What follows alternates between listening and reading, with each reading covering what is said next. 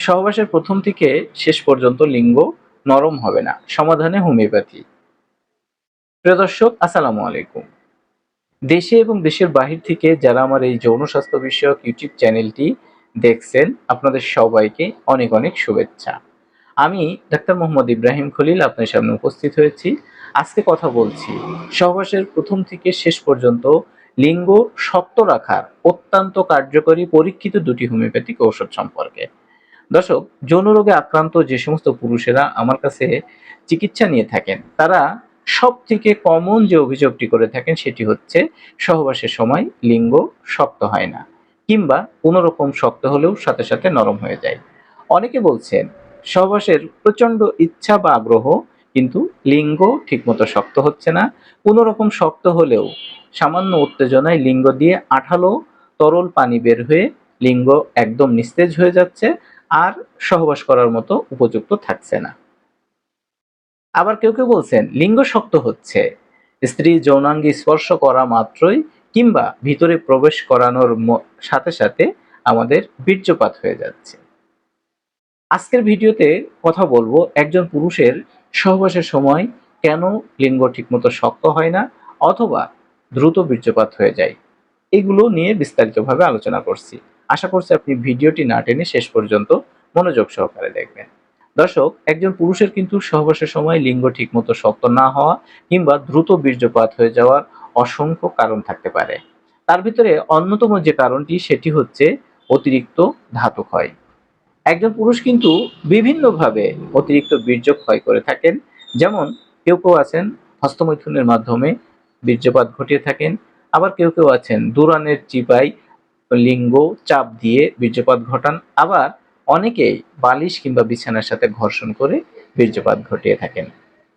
কোনো কোনো পুরুষ এমন আছেন যারা প্রত্যেকদিন 2 বার 3 বার 4 বার করে সহবাস করেন, এভাবে দীর্ঘদিন সহবাসের মাধ্যমে শরীর থেকে বীর্যপাত ঘটান।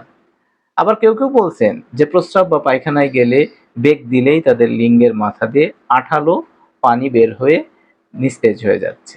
আবার অনেকের প্রচুর পরিমাণ স্বপ্নদোষের মাধ্যমে তাদের বীর্য বের হয়ে যাচ্ছে।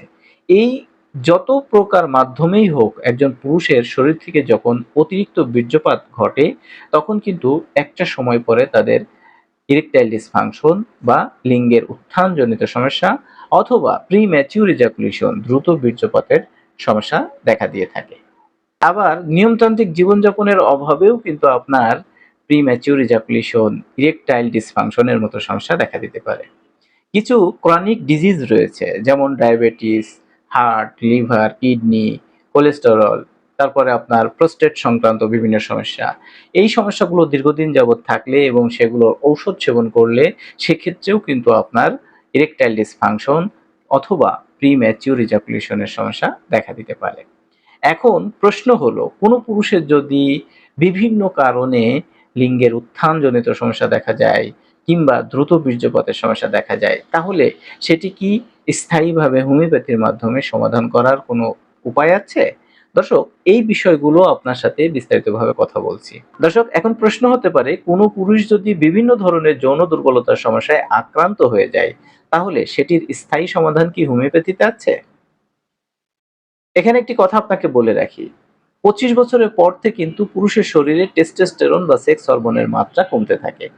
কিন্তু কোনো পুরুষ যদি নিয়মতান্ত্রিক জীবনযাপন করে থাকে, পুষ্টি সমৃদ্ধ খাবারগুলো নিয়মিত খেয়ে যায়, তাহলে সে কিন্তু তার যৌন শক্তি নিজের মতো করে নিয়ন্ত্রণ করতে পারে। আবার কিছু ঔষধ রয়েছে যে ঔষধগুলোর মাধ্যমেও কিন্তু আপনি আপনার যৌন শক্তিকে নিয়ন্ত্রণ করতে পারবেন। এখানে একটি কথা আপনাকে ক্লিয়ার করে মনে রাখতে হবে, অনেকেই কিন্তু ঔষধের মাধ্যমে যৌন শক্তিতে ফিট থাকতে গিয়ে স্থায়ীভাবে যৌন দুর্বলতার সমস্যায় কিংবা ধ্বজভঙ্গের সমস্যায় আক্রান্ত হয়ে থাকেন। বিষয়টি বুঝতে পারেননি, ক্লিয়ার করে বলছি, মন দিয়ে শুনুন। যেমন আপনার বিভিন্ন ধরনের যৌন দুর্বলতার সমস্যা দেখা দিয়েছে, আপনি আপনার স্থানীয় কোনো বড় ভাই অথবা বন্ধুর সাথে বিষয়গুলো শেয়ার করেছেন। তিনি আপনার কোনো হাতুড়ে ডাক্তার কিংবা ফার্মেসিতে নিয়ে বিভিন্ন on time tablet, capsule, syrup অথবা কবিরাজি যে হালুয়া, মালিশ রয়েছে সেগুলো আপনাকে কিনে খাওয়ার পরামর্শ দিয়েছে। আপনি এই ওষুধগুলো যখন খাচ্ছেন তখন কিন্তু আপনি যৌন শক্তিতে অনেক বেশি অ্যাক্টিভ মনে হচ্ছে। আপনি মনে মনে ভাবছেন হয়তো আপনার সমস্যাগুলো সমাধান হয়ে যাচ্ছে। কিন্তু বাস্তবতা হলো এই ঔষধগুলো যখন আপনি বন্ধ করেছেন, তখন কিন্তু আপনার যৌন দুর্বলতার সমস্যা পূর্বের থেকে আরো বেশি গভীরভাবে লক্ষ্য করছেন। আমরা এই কথাটাই কিন্তু সবসময় ভিডিওতে বলছি যে বাজারে যে সমস্ত ঔষধগুলো পাওয়া যায় সেগুলোর অধিকাংশই ওয়ান টাইম উত্তেজক ঔষধ। এই ঔষধগুলোর ভিতরে স্টেরয়েড থাকে, এই ঔষধগুলোর ভিতরে রাসায়নিক কেমিক্যাল থাকে, যেগুলো সেবন করলে আপনার শরীরে বিভিন্ন ধরনের সমস্যা দেখা যায়। যৌনশক্তি সাময়িকভাবে কিছুটা উন্নতি বুঝলেও স্থায়ীভাবে আপনার ধ্বজভঙ্গের সমস্যা তৈরি করে থাকে। অথচ যদি ওই রোগী এই ওয়ান টাইম ঔষধগুলো না খেয়ে সঠিক গাইডলাইন্স পেত, যদি অরিজিনাল হোমিওপ্যাথি ঔষধগুলো সেবন করত, তাহলে কিন্তু সে তার এই সমস্যাগুলো স্থায়ীভাবে সমাধান করে নিতে পারত। দর্শক, এই সমস্যাটি সমাধানের জন্য আজকের ভিডিওতে আমি মাত্র 2টি কার্যকারী মেডিসিন নিয়ে আলোচনা করব, যে ওষুধগুলো আপনি আমার দেখানো নিয়মে সেবন করে এই সমস্যাগুলো খুব সহজেই সমাধান করে নিতে পারবেন। প্রথম যে ওষুধটি নিয়ে আজকে কথা বলবো সেটি হচ্ছে কোনিয়াম 200। এই ওষুধটির লক্ষণ হচ্ছে যে সমস্ত পুরুষদের মনে যৌন চাহিদা অনেক কিন্তু লিঙ্গ ঠিকমতো শক্ত হয় না, কিংবা কোনো রকম শক্ত হলেই ভিতরে উত্তেজনা আসলে লিঙ্গ দিয়ে আঠালো পানি বের হয়ে একদম নিস্তেজ হয়ে যাচ্ছে, আর সহবাসের কোনো উপযুক্ত থাকছে না। আবার কেউ কেউ বলছেন যে আমার লিঙ্গ শক্ত হচ্ছে, যখন আমি আমার স্ত্রীর যৌনাঙ্গে স্পর্শ করছি বা ভিতরে প্রবেশ করছি তখনই সাথে সাথে বীর্যপাত হয়ে যাচ্ছে। আবার অনেকেই বলছে যে আমার মনে যত চাহিদা কিন্তু আমার লিঙ্গ শক্ত হচ্ছে না। এই যে বিষয়গুলো, যাদের সহবাসের সময় দ্রুত নরম হয়ে যাচ্ছে, দ্রুত বের হয়ে যাচ্ছে, শক্ত হচ্ছে না, আগ্রহ রয়েছে কিন্তু আপনার লিঙ্গ গরম হচ্ছে না, সেই সমস্ত ক্ষেত্রে কিন্তু আপনি কোনিয়াম ওষুধটি সেবন করলে অনেক বেশি রেজাল্ট পাবেন। এই ওষুধটি সেবন করার নিয়ম হচ্ছে আপনি আধা গ্লাস পানি নেবেন, তার ভিতরে 5 ফোঁটা ঔষধ মিলে সকালে ভাত খাওয়ার 1 ঘন্টা আগে এবং 5 ফোঁটা ঔষধ রাতে ভাত খাওয়ার 1 ঘন্টা আগে সেবন করবেন। আর দ্বিতীয় যে ঔষধটি নিয়ে কথা বলছি সেটি হচ্ছে একটি মাদার কম্বিনেশন ঔষধ। এই মাদার টিংচার ওষুধটি প্রস্তুত করতে হলে আপনাকে 4টি মাদার টিংচার ওষুধ কিনে নিতে হবে। এই 4টির ভিতরে প্রথম হচ্ছে অ্যাসিড ফস মাদার টিংচার, দ্বিতীয়টি হচ্ছে স্যালিক্স ন্যাগ্রা মাদার টিংচার, তৃতীয়টি হচ্ছে ডামিয়ানা মাদার টিংচার এবং চতুর্থটি হচ্ছে জিংসিং মাদার টিংচার। এই 4টি মাদার টিংচারে আপনি 25 থেকে 30 ml অরিজিনাল জার্মানি কিনে নেবেন। তারপরে আপনি চাইলে একটা খালি বোতলের ভিতরে 4টি ঔষধ মিক্স করে নিতেন পারেন, অথবা আলাদা আলাদা ঔষধ থেকে সমপরিমাণভাবে একই পানির ভিতরে ঢেলে আপনি সেবন করতে পারেন।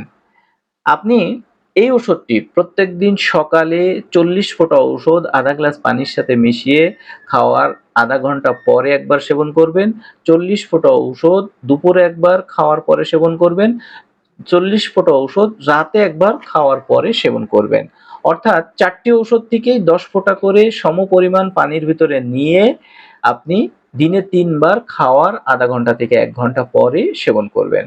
দর্শক, আজকের ভিডিওতে সহবাসের সময় দ্রুত বীর্যপাত, লিঙ্গ শক্ত না হওয়া কিংবা সামান্য উত্তেজনায় আঠালো পানি বের হয়ে নরম হয়ে যাওয়া, অথবা বিভিন্ন অপব্যবহারজনিত যে সমস্ত যৌন দুর্বলতার সমস্যা দেখা দিয়েছে সেগুলো সমাধানের অত্যন্ত কার্যকারী 2টি ঔষধ নিয়ে আলোচনা করলাম। আপনি আমার দেখানো নিয়মে ওষুধগুলো সেবন করুন, অথবা আপনি আমাকে ফোন করে আপনার বিস্তারিত সমস্যার কথা আলোচনা করুন। আমি আপনার সমস্যাগুলো সঠিকভাবে অ্যানালাইসিস করে এই ওষুধগুলোর সাথে আরো যে ওষুধগুলো প্রয়োজন হবে সেগুলোর মাধ্যমে চিকিৎসা দিয়ে সহায়তা করব। আজকের ভিডিওটি আপনার কেমন লাগলো সেটি অবশ্যই কমেন্টসের মাধ্যমে জানাবেন।